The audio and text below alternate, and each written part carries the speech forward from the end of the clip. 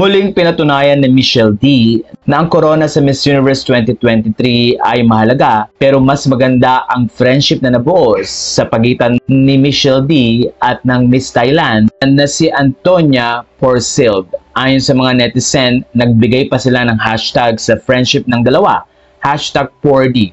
Sa puntong ito ay sinabi ni Michelle, tungkot man ang paghihiwalay nilang dalawa dahil uuwi na nga ng Pilipinas si Michelle, pero panalong-panalo siya sa pagkakaroon ng kaibigan tulad ni Antonia.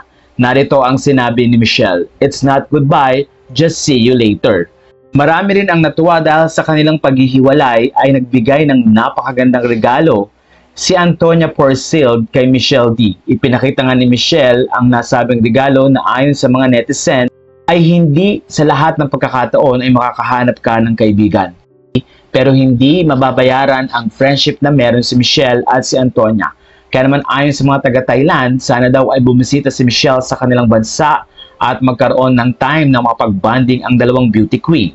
Ina-expect din ng mga netizen na makikita nila si Michelle kasama si Antonia na magkasama sa Pilipinas. Samantala, bago man umuwi ng Pilipinas si Michelle ay tila meron itong request at makikita nga na bumili siya ng Jollibee at tila na-miss niya ang kumain nito. Ayon sa mga fans, matagal ang panahon na iginugol ni Michelle para mag-focus sa kanyang diet at ngayon ay mukhang malaya siyang makakain ng kanyang gustong kainin. Marami ring mga Filipino fans ang excited sa pagdating ni Michelle mamayang gabi upang salubungin nga ang ating beauty queen.